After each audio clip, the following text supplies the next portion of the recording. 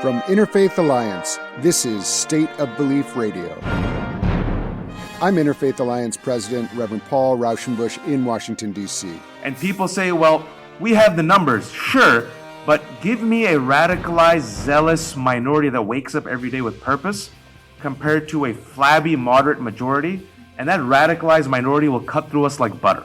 This week, Interfaith Alliance convened an urgent briefing on Capitol Hill on the subject of Christian nationalism as a threat to the very fiber of our democracy. It's a movement to redefine religious freedom in the service of a narrow slice of American political Christianity, with the goal of controlling the lives of the majority of Americans. Sadly, a growing number are buying into this narrative. Recently, Politico released a poll revealing fully 61% of Republicans now embrace the idea that America should declare itself a Christian nation. What are the implications of that for the rest of Americans who do not identify with Christianity, who are secular, or who adhere to a different faith tradition? And here come the midterm elections, where so much of this will be decided. Joining me on Capitol Hill for that urgent briefing this past Wednesday were author and activist Wajahat Ali, voting rights advocate Taylor Coleman, Interfaith Alliance of Iowa Executive Director Connie Ryan, and the Reverend Dr. Richard Cizik, Executive Director of Evangelicals for Democracy. We were hosted by U.S. Representative Jamie Raskin of Maryland. The event was titled Christian Nationalism is on the Ballot in 2022. And this week you will hear important highlights on State of Belief Radio. You can hear State of Belief on the radio and get the podcast on iTunes and all other podcast platforms. I urge you to subscribe to us today. State of Belief Radio is made possible in great part by the generous support of our listeners. If you've made a donation, I really want to thank you. If you haven't pitched in yet, information on how you can help keep this show on the air is available at stateofbelief.com. And you can find out more about the work of Interfaith Alliance and join in that work at interfaithalliance.org. And now, here are some highlights from Wednesday's briefing. Christian nationalism is on the ballot in 2022. Christian nationalism is a lens through which a growing number of Americans view their role in our society. It's not new. It's been a stain on our national conscience from the founding. But it has drawn recent mainstream attention after Christian nationalist symbols were ubiquitous during the violent attack on January 6th. Christian nationalism has its root in the dangerous myth that we were founded as a Christian nation and because of that enjoy special favor from God. Supporters of Christian nationalism seek a fusion of religious and civic life to the detriment of both. Polling shows that they are more likely to favor declaring the U.S. a Christian nation, tearing down the wall of separation between church and state, instituting prayer in school, and much more. For non-Christians and those who might not meet their definition of a real American, even if we are Christians ourselves, we are perpetually suspect in this worldview. The goal of Christian nationalism is the consolidation of power in the hands of an exclusive religious and political movement, and it is using, unfortunately, churches, courts, and increasingly electoral politics to gain power over the majority of the American people. In practice, this translates to suppression of voting rights, the promotion of white supremacy, and the policing of personal privacy, including the right to abortion and same-sex marriage. As the sociologist Andrew Whitehead wrote, Christian nationalism does not want a government for the people, by the people. It wants a government for a particular people, by a particular people. Interfaith Alliance is dedicated to working side by side with people from every political and religious background across the country to mobilize against Christian nationalism. On a personal note, as a Baptist pastor, I oppose Christian nationalism because I love my faith and I love my neighbors of all different faiths and no faiths, and I respect them as equally deserving of the rights of life, liberty, and the pursuit of happiness. I also oppose Christian nationalism as a patriotic duty, as an American who is working, as James Baldwin put it, to achieve our country through the project of democracy, for and by the people, all the people. What gives me hope are the people assembled in this room, on the live stream, and the people to my left. Wajahat Ali, Taylor Coleman, Connie Ryan, and Rich Cizik. And of course, Congressman Jamie Raskin. Each of whom is working hard not only to defeat Christian nationalism in their own context, but to lift up an alternative vision, one of inclusive religious freedom and democracy, where people of all faith traditions and none can flourish together as equals with dignity and respect for all. So I'm going to briefly introduce each of these panels, each of whom could be headlining this whole thing. So we're going to do it. I asked them like 3 lines. They were like, okay, these are great people. I'm going to introduce all of them at first, and then we're going to go down the line, okay? Wajahat Ali is the author of Go Back to Where You Came From and Other Helpful Recommendations on How to Become an American. A Western States Center senior fellow working to preserve democracy, and lead author and researcher of Fear, Inc., The Roots of the Islamophobia Network, published by the Center for American Progress. Taylor Coleman is a 7th-generation Texan, van lifer, you're going to learn more about what that is, and voting rights advocate. After working for dozens of campaigns and causes across the country, she moved back to her home state of Texas to meet the fight for voting rights head on. She now lives on the road full-time in her converted camper van that's named Barb for voting rights champion Congresswoman Barbara Jordan. She registers voters across the Lone State, shining a light on all the obstacles that make Texas the hardest state in the union in which to cast a ballot. Connie Ryan has served as executive director for the past 20 years at Interfaith Alliance, Iowa, one of our 21 Alliance affiliates across the country. She is a leading voice across Iowa, engaging people from diverse religious and non-religious perspectives, protecting religious freedom while ensuring it is not misused to discriminate. Yes. Advancing civil rights and fairness for all those who are marginalized and uniting diverse voices to challenge extremism. The Reverend Dr. Rich Cizik, certainly no one is least on this panel, but he's not, is president of New Evangelical Partnership for the Common Good and executive director of Evangelicals for Democracy. His career as an advocate for climate change, human rights, and religious freedom include 28 years of government affairs with the National Association of Evangelicals. So please join me in a round of applause for these incredible panelists.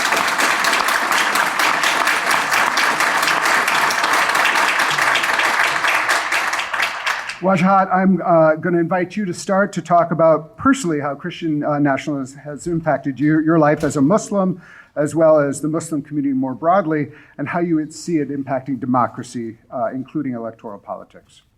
Good morning. Assalamu alaikum. How's everyone doing? That was sad. All right, listen. I didn't drive all the way from Virginia for any of this foolishness, ladies and gentlemen. We are witnessing climate change, the rise of fascism, there's a pandemic, there's monkeypox now, and income inequality. Sometimes the only way to know that you're alive is to be loud. So when I ask this audience how they're doing, I expect to hear from a living, breathing audience. How are you all doing this morning? A-. Could get better. Thank you to Paul for that warm introduction. Thank you to Interfaith Alliance for convening this important briefing on the threat of Christian nationalism to U.S. national security, democracy, and religious freedoms. Fun times. I am a Muslim son of Pakistani immigrants who was born in the Bay Area, California in the year of Empire Strikes Back, 1980. My parents named me Wajahat to blend. When I was a kid, I only spoke 3 words of English when my mother dropped me off at Child's Hideaway Preschool. Shut up, because my mother used to say shut up, because it was followed by idiot. And if anyone's an old head like me in the 80s, remember the Campbell Soup commercial, uh-oh, spaghetti-o? I was a fob kid, so I said, uh-oh, pasgetti-o. Shut up, idiot, uh-oh, pasgetti-o. But I learned English in ESL, English as a second language, in 1st grade, and by watching cartoons and Hollywood action movies. I learned about faith and being a man of others while attending Bellarmine, an all-boys Jesuit Catholic high school in San Jose. I'm a Muslim, by the way, yes. We did community service and read the Bible. And yours truly, the Muslim, received the highest grades in religious studies class in Bellarmine. I know. The Jesus I encountered in high school was a prophet who would love and embrace all immigrants and refugees, not use them as cruel political stunts or demonize them as invaders. He would feed the poor and the homeless and not ridicule them as lazy welfare queens. He would warn the rich about avarice and greed and not rationalize their materialistic indulgences as the prosperity gospel. That Jesus and Christianity that I encountered in high school made me into a better Muslim, who eventually graduated with an English major from UC Berkeley, went to law school, married way up to a much smarter, hotter wife, and now writes for a living and makes Lego sets for his kids. Hashtag it gets better. I love America. My story is very unremarkable, precisely because it is so common in America, a young, evolving country, an idea where a shy, husky pants-wearing brown kid taught by Jesuit priests could grow up to be a proud Muslim who writes stories that are by us for everyone in the nation's capital. And yet my story, my very American story, is under threat due to Christian nationalism, a perverse ideology of cruelty and white supremacy, which has become one of the great enemies of US national security, pluralism, religious freedoms, and Christianity itself. This movement of hate has hijacked Jesus and transformed him into a radicalized, weaponized mascot, a warrior who will return with an AR-15 and use violence if necessary to restore order and supremacy in America for God's chosen stewards, white men. You don't have to take my word for it. You just have to see the videos from January 6, 2021, right across the street, where a failed violent insurrection in our nation's capital left 5 people dead. According to the February 2022 report that Paul mentioned, released by Baptist Joint Committee for Religious Liberty and Freedom from Religious Foundation, Christian nationalism was a major motivator for the violent coup that sought to overturn a free and fair election by any violent means necessary. Fast forward to today, and we have GOP Congresswoman Marjorie Taylor Greene openly embracing Christian nationalism and palling around with anti-Semitic white nationalist Nick Fuentes. We have Doug Mastriano, who's running for GOP governor of Pennsylvania, who said he doesn't believe in the separation of church and state, and he supports the big lie, and what a surprise, he was at the January 6th rally across the street. According to a political poll released last week, nearly 61% of Republicans now support declaring the United States a Christian nation. Well, so much for religious liberties, the separation of church and state, and the Constitution. In fact, the Supreme Court's recent ban on abortion violates the religious freedoms of Jews and Muslims, both communities that, by the way, allow for abortions. Also, say goodbye to marriage equality and the right to use contraceptives, which are also under threat. And since we're on a farewell tour, might as well tip your hat to people who look like me and fast during Ramadan. Muslims in particular are seen as a unique threat to this idyllic, romanticized Christian America. We must be neutralized because we are invaders trying to allegedly replace them. Our brotherhood of mutants includes feminists, Jews, immigrants of color, LGBTQ plus communities, and even other Christians and Republicans who don't agree with them. According to a source at DHS, Christian nationalism has become a major threat to communities of color, law enforcement, and houses of worship.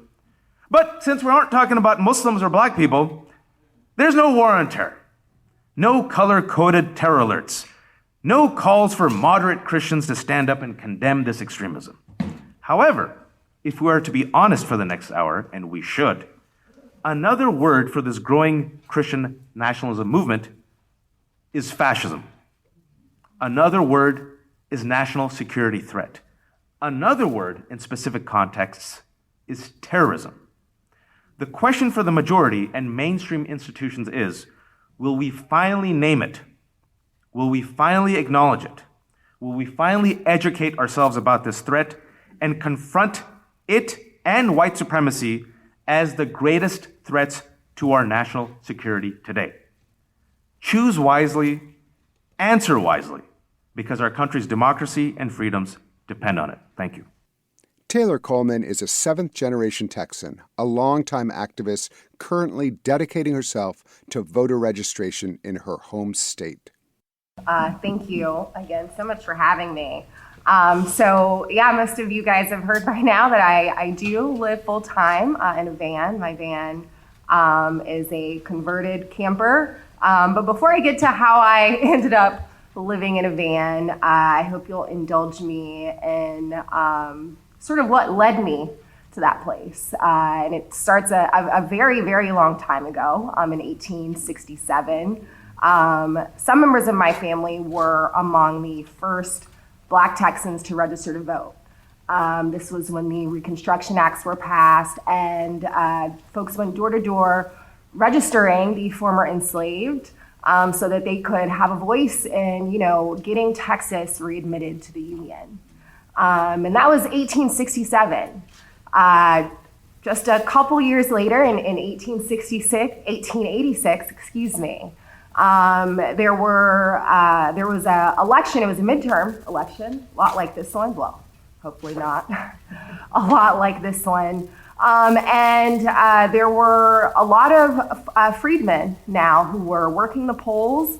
There had been, of course, during this time, this was the fall of Reconstruction, a lot of violence. And of course, since it's Texas, the Black freedmen, they were at the polls ready to protect the ballot box. And that just was not abided by a lot of the very powerful people who were in charge.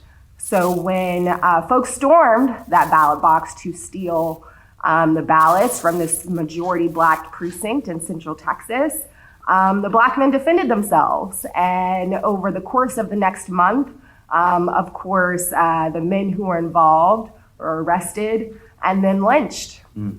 And right across the street in the US Senate, there was a hearing about this outrage that took place in Texas that overturned the results of a free and fair election.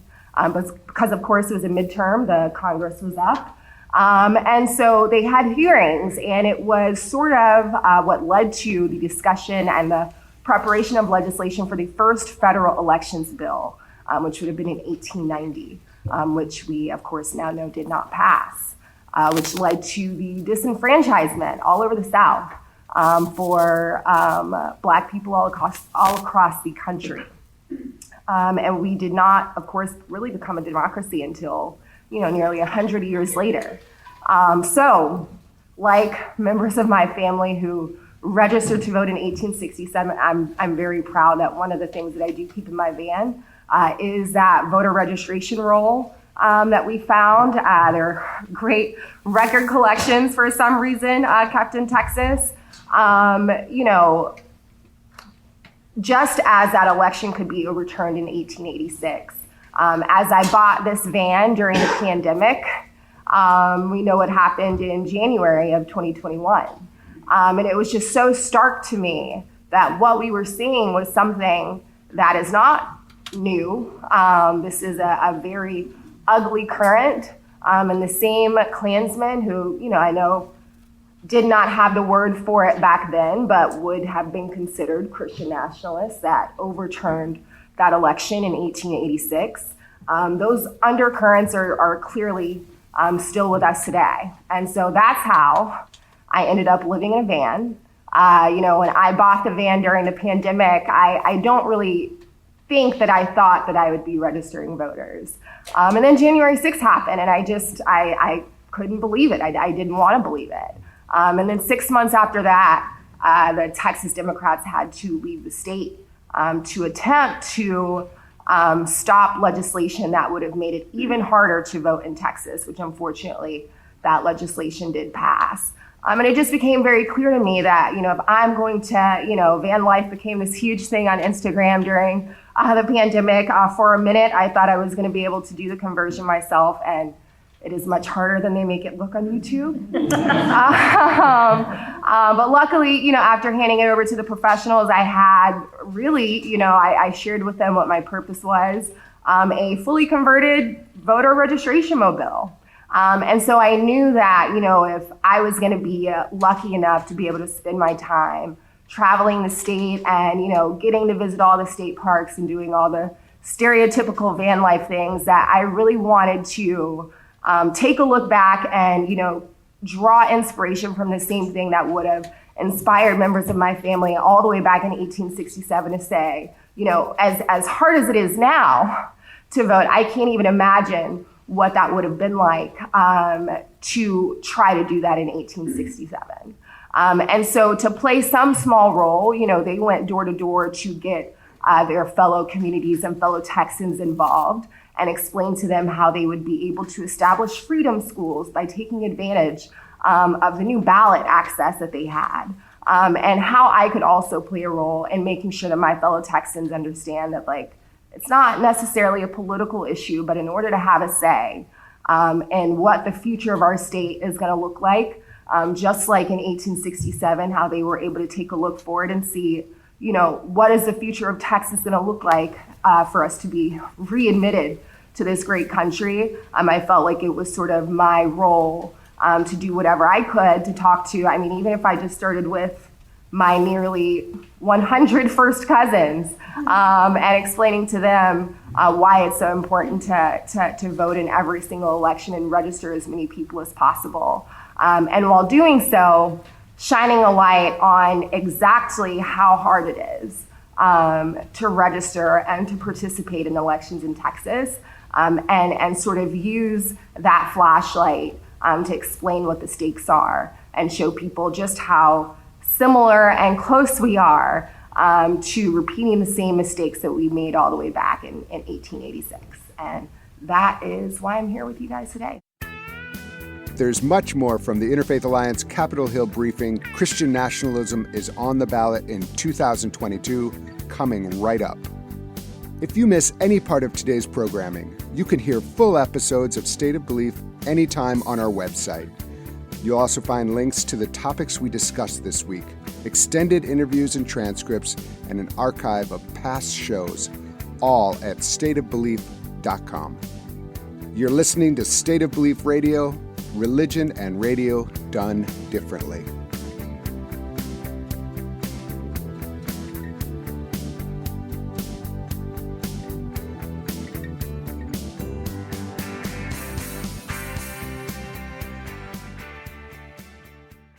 At this week's Christian Nationalism is on the ballot in 2022 briefing on Capitol Hill, we heard from Interfaith Alliance of Iowa Executive Director Connie Ryan.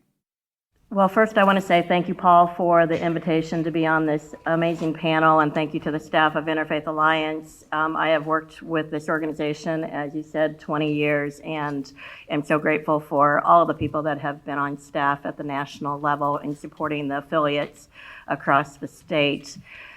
In Iowa, we used to pride ourselves in being a purple state. We always said that we were a purple state. We had both Senator Chuck Grassley, who is still our senator, in office at the same time that we had Senator Tom Harkin, one of the most conservative and one of the most liberal senators in the U.S. Congress. And while Senator Harkin has retired, with that has also gone some of that idea of being a purple moderate state. And I will take you to 2010, and if you remember the year of 2010 and the elections then, that's when the Tea Party wave happened, right? And in Iowa, that looked like the social issues. It was not the financial side of the Tea Party. It was the social issues that were really coming into the state. We had the courts had made the decision on Varnum, which was the marriage equality decision in our state far before that happened at a federal level. And so there was pushback on that in the 2011 session. We also, Republicans also took the governor's seat and the House of Representatives in Iowa in 2010. And so we were seeing this shift, right? This shift into the beginnings of some extreme legislation. Fast forward to 2016, and Republicans took the Senate also, so they now have the trifecta and have had the trifecta for 6 years. And so we began to see even more legislation that was extreme and based in this concept of Christian nationalism. And I want to highlight 3 different areas in particular that impact Iowans. Public education, by far, is the biggest piece of that. And the number of pieces of legislation, not all passed, but certainly introduced. And so it introduces the concepts into the public narrative as well. So ideas that you've seen across the nation, we have all of it in Iowa. Banning of books, telling teachers what they can and cannot teach, whitewashing of our nation's history. We had a piece of legislation this last year that would have said that schools can teach a Bible-specific class in their schools. Now, we have no trouble with teaching world religions, and we think that actually they should teach world religions, but to put into Iowa code that you can teach specifically the Bible as a Bible class is just egregious to us. So all of those things, and really the demonization of public schools in general, the demonization of public educators in general, has been part of the narrative that we have seen in Iowa. Civil rights is another piece, particularly for folks who are LGBTQ. And particularly under that, transgender Iowans have just seen an enormous amount of legislation, and that drives the public narrative. When you have elected officials who are demonizing you and telling you that you are not worthy, an example of that is a bill that did pass, and our governor, with great pride, with cisgender white girls surrounding her in the Capitol, signed a bill that would not allow trans girls, both at the high school and collegiate level, they cannot participate in girls' sports. Well, I'm sorry, trans women are women, and they should be able to participate in women's sports. Thank you. I'm glad that you agree. And so that was passed by the Iowa legislature. It was signed into law, and that is law in Iowa currently. And so we will continue to fight that. But there's a whole host of bills that we see every year, including RFRA bills and et cetera, bills to take gender identity out of the Civil Rights Code of Iowa. We have very strong civil rights code in Iowa, but wanting to strip rights away, which has never been done. And then the other area is, of course, reproductive freedom. We have seen not only Dobbs, but at the state level, we have attacks, ongoing attacks on reproductive freedom and the right to access abortion by those who need that medical procedure. We see that in the legislature. We also are seeing that a shift in our courts as well, because the governor controls who sits on the courts. We have a nominating process, retention process, but the governor does have the final say. And so we're seeing a shift in that, and now have a fully conservative court, Supreme Court in Iowa. So all of those pieces are damaging to our state, damaging to the society of our state, damaging to rights and the impact of Iowans in our state. The main piece of what I want you to hear is the normalization of this narrative that is coming from the Christian right, that is coming through Christian nationalism, and it is infiltrating. We have legislators who would have been moderate 5, 6, 7 years ago, and they are moving. They're moving and shifting toward that Christian national. We hear that when they debate it on the floor. We hear that when they're talking with the media. We hear that when they choose to talk with their constituents, which is not very often. And so it is that shift at the state level that is normalizing what we talk about and what is acceptable in our state. What we try to do as an organization is empower Iowans to use their voices. And I'm at the State House when the legislature is at the State House. It is important to have that voice, and I am often quoted in the media, but what is really the power is Iowans who are pushing back on that, empowering Iowans to use their voices, voting, and making sure that people understand connecting the issues over here of reproductive freedom, civil rights, public education, all of those pieces, connecting that with their vote and why their vote matters, and that they can no longer sit on the sidelines. And so grateful for the opportunity to have this conversation, and I will pass it off to my colleague here. Thank you, Connie. Rich, if you can offer us your experience specifically from within the evangelical community around how Christian nationalism is manifesting itself with many of the people who you consider co-religionists, but who now feel in opposition. Thank you, Paul. It's a pleasure to be here and see so many old friends. God bless you all. My story is in part the story of the development of evangelicalism in America, in as much as I was the longest serving staff member in the history of the National Association of Evangelicals when I was unceremoniously ejected. And that happened 28 years after I began the organization, but I want to begin with a short anecdote. One of my first ideas in coming to work in 1980 was to challenge Ronald Reagan to address what I thought was the evil empire of its day. And I wrote a letter to him and said so, and the speechwriters, including Dana Rohrabacher and Terry Dolan and others, called up and said, "We want to talk to you." And so out of that conversation evolved a speech, which was delivered in 1983. And I had some inkling of what the content would be, but not entirely. But it was a rousing speech.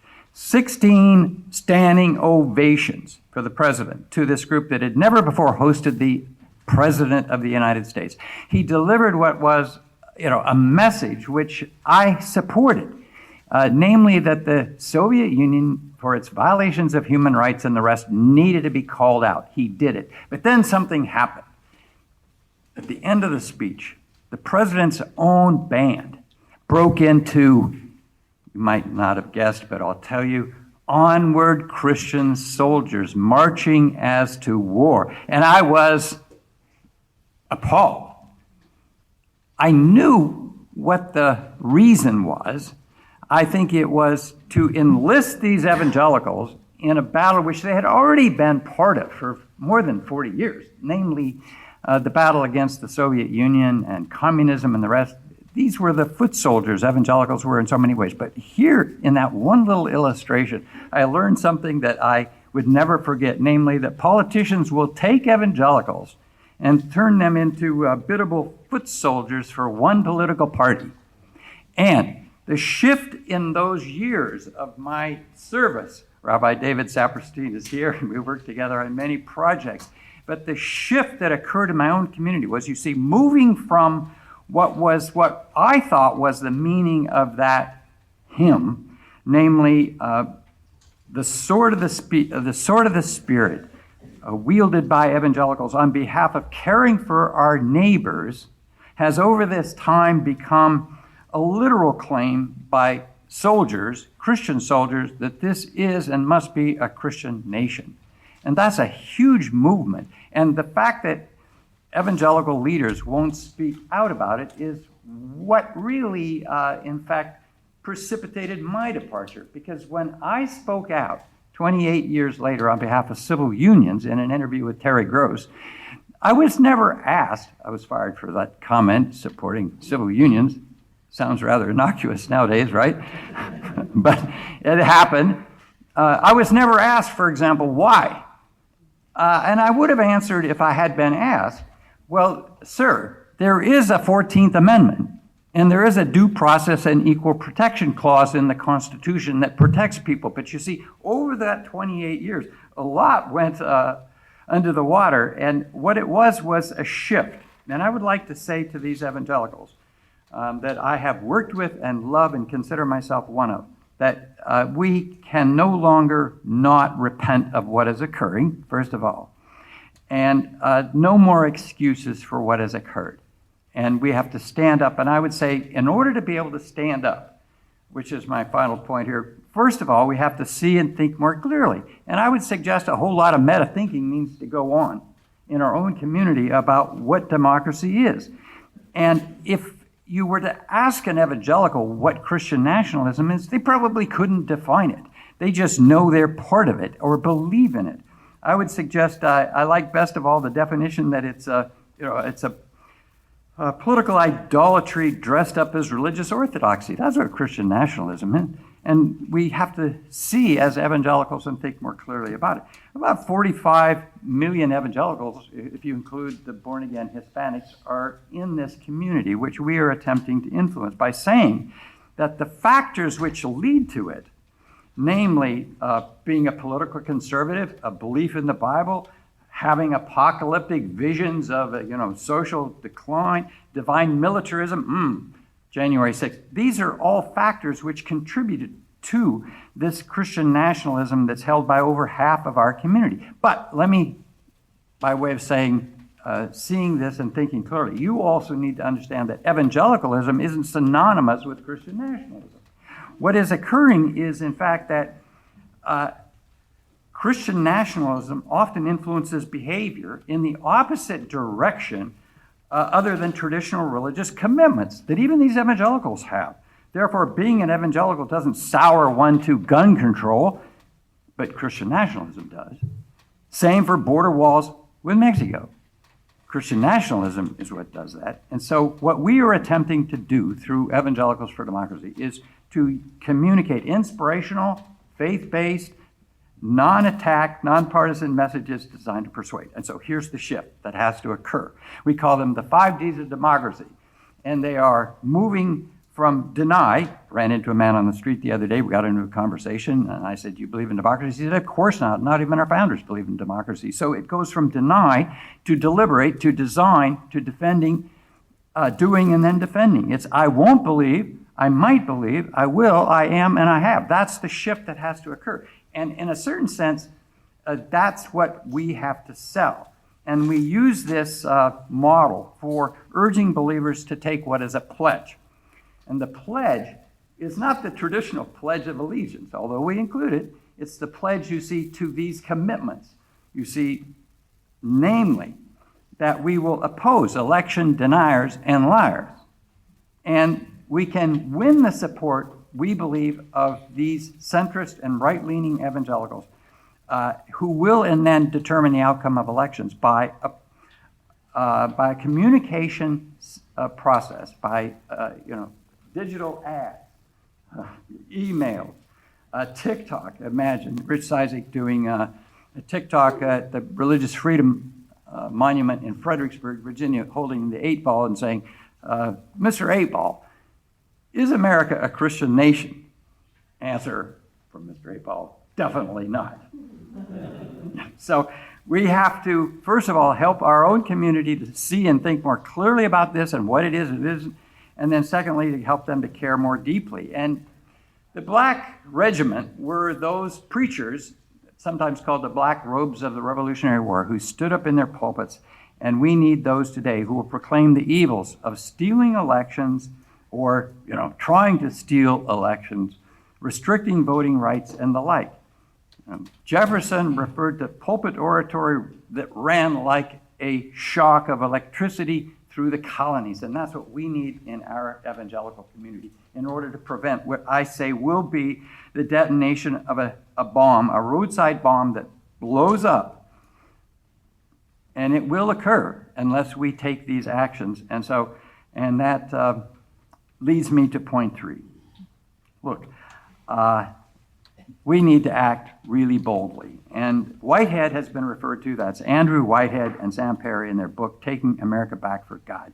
And what they reveal in the book is fascinating, which is that among the Christian nationalists, you have the rejectors, 22%, the resistors, who are 25%, the Christians who reside in most pews, Protestant and Catholic in this country, who are accommodators, that's 30%, and lastly, the crusaders, what they call ambassadors.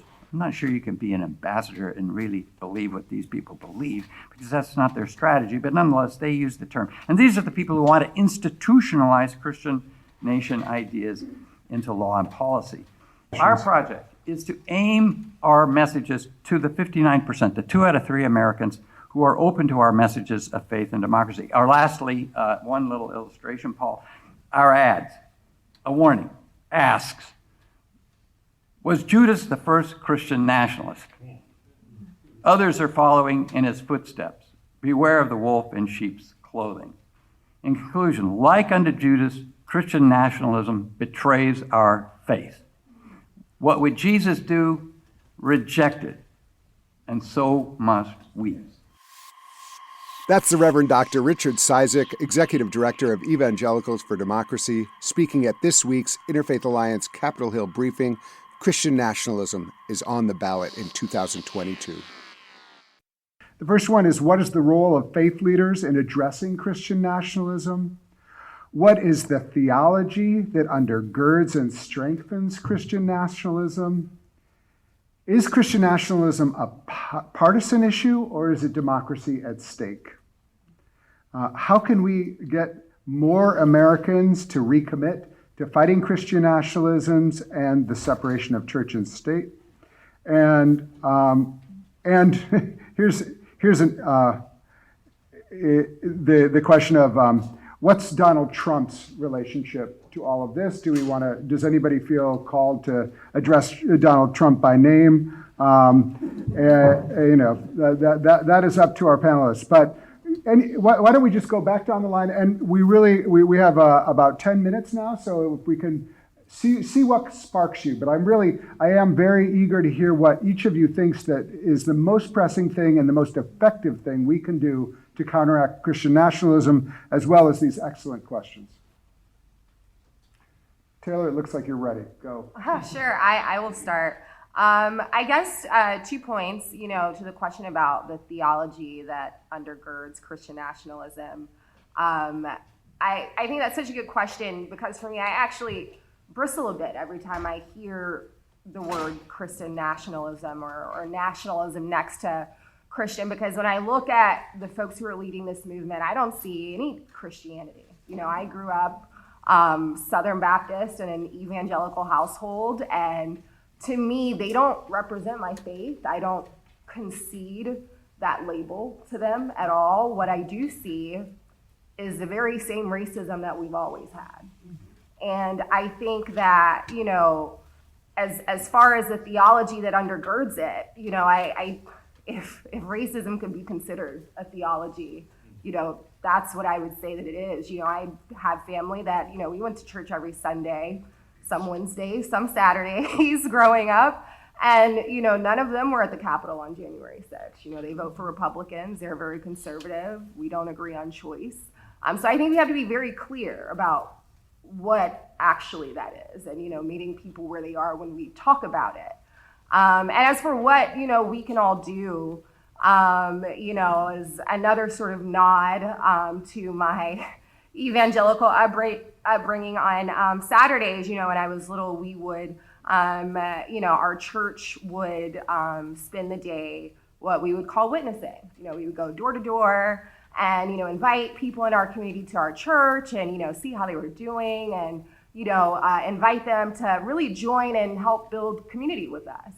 And as crazy as it was, especially for me, like an 8-year-old who wanted to be watching cartoons on a Sunday morning, what was really effective, whether folks were Christian or not, or interested or not, to see members of their community so moved to show up on their doorstep, 9 a.m. on a Saturday, gave them sort of a pause and say, well, whatever is so important to push them to come and talk to me on, their day off. I want to see a little bit about what that is. And, I can't remember a single Saturday where we would all end up back at church and not a single new person had joined or wanted to learn more about us. And so I think, as I'm out on the road, in the van registering voters, I see some of that same sentiment. And I think that we have to bring that same energy to going door to door in our own communities and showing with our actions how big the stakes are. Because I think if we're willing to show up, and talk to folks about this at times when it's not always convenient for us, more than any argument that we could have with anyone to try to convince them to see our way of thinking, our actions that brought us to their doorstep at a time where we could all be sitting at home watching TV, I think goes a much further way in convincing people to sort of come online to our viewpoints and recognize the stakes that this threat brings to all of our communities. Thank you. Connie, you had your hand. If you believe in our democracy and if you believe that Christian nationalism is doing damage to our democracy, then you cannot sit on the sidelines. We need you to act. We need you to be part of the solution. We need you to use your voice. We need you to empower others also to educate them on the issues and the impact that Christian nationalism is having at the national level and also at the state and local level. We need you to stand up for public schools. We need you to stand up for civil rights and do work on racial justice and protecting public schools and reproductive freedom and rights for the LGBTQ community. We need you to be in the game. And so part of that is joining organizations like Interfaith Alliance, right? Joining Americans United, joining the ACLU, whatever that is in your community, whoever is doing the work and is building the power amongst folks who believe in our democracy and that Christian nationalism is doing harm. Join that organization and do the work with them, provide them financial support, all of those pieces. But we have to do this work together. And we cannot do it in silos. And so a lot of times in the progressive movements, we end up being in silos, doing this and doing that. It is very much integrated work, and that we have to do this work together. So if you care about racial justice, you should also care about LGBTQ rights. You should also care about public education. You should be doing all of those pieces together. And at the end of the day, you should be making sure that people understand that their vote matters, and you should be helping people to vote. And that is the work that we have to do for not only for the midterms, but we're not fixing this by 2022, right? And so we have to do this work together continuously over the next however many years it takes until we take back our nation from Christian nationalists. Thank you so much, Walter. I'm going to answer every question in less than 90 seconds. What's the role of faith leaders? You have to have skin in the game. You have to step up. You have to speak out. You have to be willing to take some arrows. That's it. You can't be a spectator anymore. If you don't speak out, you can't expect us to speak out for you, to your congregants, to your community. Message and messengers matter. And specifically, I'm looking at white folks and white Christians. You have to speak up at your churches. You have to speak up in your community centers. You have to speak up at home. And you have to tolerate the discomfort, the short-term discomfort, to create the long-term change. That's the truth. That's the blunt reality. There's only so much the rest of us can do. Theology, it's white supremacy. White supremacy and Christian nationalism are like this, intertwined. It's a theology, a paradigm, and infrastructure of hate and superiority that says America belongs to only one group, and the rest of us, at best, are guests with conditions. Partisan or democracy at stake. Our democracy is at stake. They want power by any means necessary. They believe that God himself has given them a celestial stamp of approval to use any means necessary to purify this nation, this special nation, and they alone are the stewards of this land. They don't care about democracy. They don't care about separation of church and state. They don't care about the rule of law. They care about power. And they believe that they are the good guys, the heroes of the story, and the victims. They're not the villains, ladies and gentlemen. Stories matter. They believe that they are the heroes and the victims, and we are the villains for trying to desecrate this holy land with our secular beliefs of separation of church and state, women's rights, marriage equality. So this is literally democracy at stake, but thanks to, unfortunately, a lens of both sides, it has become a partisan issue. It is not. How to get more Americans to reconnect. Believe it or not, if you tell Americans about the threat, if you educate them, if you put it in the media, if you talk about it at school, they're informed and they care. I'll give you one quick example. Americans won't care about the impeachment. Americans won't care about January 6th. Let's just bum rush through these hearings. They did the hearings. As a result of these excellent hearings that were done sometimes in prime time and also during the day and the media coverage, guess what? More awareness. And now, according to the polls, one of the leading issues leading up to the midterms is defense of democracy. Another issue is, wait for it, abortion rights. Who would have thought? Kitchen table issues. What's Trump's role? He is seen as Cyrus. He is seen as the pagan king whom nonetheless God has chosen at this moment to do God's work. He is flawed, that's okay, but he is our vehicle and our Trojan horse. This is how they think about him. After Trump leaves, it'll be DeSantis, Marjorie Taylor Greene. So if you sit there and say, but it's hypocritical, they don't care. Who is the most powerful messenger and vehicle for them to achieve their goals? That's what Trump is right now. And people say, when Trump is gone, this threat is gone. Nope. Trumpism is here to stay. It will just create a new avatar. That avatar right now is DeSantis, Abbott, and Marjorie Taylor Greene. What we need, I'll end on this, is what Connie was saying, and just to connect the dots, a multicultural coalition of the willing, this Interfaith Alliance. I call it the ethnic Avengers, standing up to Thanos, which is white supremacy. There's no other way to do it, ladies and gentlemen. There's no other way to do it. And people say, well, we have the numbers, sure, but give me a radicalized, zealous minority that wakes up every day with purpose compared to a flabby, moderate majority, and that radicalized minority will cut through us like butter. And when we have come together at a local level, we have pushed back on school boards. They were dominating on school boards until we pushed back. They're telling you their strategy. We're going to take over school board by school board, medical board by medical board, the precinct strategy, poll watchers, church by church. It is a local, national, international strategy at play. When we have the numbers and we consolidate and we get together, go local by local, we win. Voting rights, poll watchers, precincts, school boards. I need the churches to now step up. Thank you for your time. Thank you for coming to my TED Talk. Rich, I'd love to hear from you as well. I agree with all that. Thank you. Excellent. I agree with every part of it. I would add some insights, at least regards the evangelicals.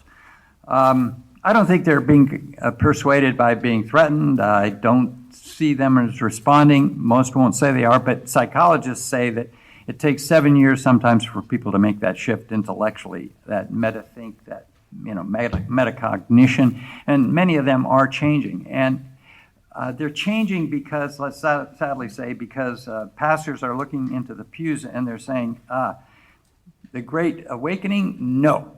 This is called the Great Abdication, especially among young. And when pastors see that departure, then they're influenced. And so we have to bring the truth to them. I am sort of a mind that our approach is working. We tried it, quite frankly, 4 years ago, at least in the last presidential election, and aimed at Trump voters who were open to hearing another point of view. And we persuaded them to move over based upon an approach that was a bit of a soft sell at first, but it was designed not to inflame. And so I say if we claim the right to influence, we have to accept the responsibility not to inflame, but to educate and move people to see what we're talking about. And like was said, we have to vote. And these evangelicals who were Trump voters voted for Biden. And they made the shift because they understood, among other things, that it was a contradiction of their faith to do what Donald Trump asked. And so, yes, right now groups like QAnon are gaining strength with the help of Donald Trump, and they preach violence. And let's be clear, all of us agree, that is an offense, and it's an offense against God, and we have to speak out against it. Vote and do so at every level, top to bottom, and throw the rascals out.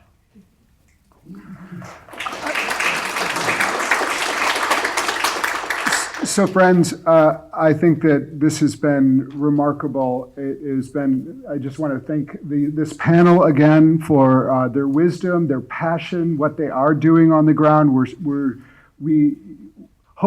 feel more hope because we've heard from you, but also it's been a theme that together, this is something we have to do together. And so I am looking forward to all of the friends that I see around this room and everyone on the live stream to really think about ways that we can cooperate with one another and find ways that we can lift up a vision of America that invites people of all faith and no faith to come together to be respected. What I hope, and I think you have heard, is that there's a desire for Christians to be Christians, as we have a desire for Jews to be Jews and people who have no faith to be exactly who they are and be guided by their own morality. So this is not meant to point fingers, it's meant to be an invitation, extending of the hand to everyone across our country to achieve our country, as Baldwin has said. So thank you all for being here. You can find more information on the materials mentioned and the partnerships raised up during this Capitol Hill briefing, Christian Nationalism is on the ballot in 2022. And watch the video of the entire event at interfaithalliance.org. Our briefing in Washington was bracing as well as inspiring. We see the challenge ahead, but we also see so many people working with vigor and intelligence to counteract Christian nationalism in every area of our society. Over the next weeks, you'll be hearing more about Christian nationalism on this show, and I urge you to come back and tune in, and also tune in to this election cycle. It is extremely important that we all get out there and vote. Vote our values, vote our freedom, and vote for a country in which all religious traditions, as well as those who adhere to no religious tradition, are equally valued and are treated equally under the law. Well, I'm afraid that's all the time we've got for this week's show. Your financial support helps to keep us on the air. Information on how to donate is available at stateofbelief.com. That's stateofbelief.com. Never miss an episode by subscribing to the free weekly State of Belief podcast on iTunes or your favorite podcast platform. And join the conversation. Follow us on Facebook and Twitter at State of Belief and share State of Belief with the people in your life. State of Belief is produced by Ray Kirstein and is a production of Interfaith Alliance. Become a member today at interfaithalliance.org. And be sure to join us next week for more stories from the intersection of religion, government, and politics. Until then, as founding host of State of Belief, Welton Gaddy would say, you all take care of each other. And as Rabbi Jack Moline would say, go team. I'm Paul Rauschenbusch, and that's State of Belief. I think it's time we stop. Children, what's that sound? Everybody look what's going down.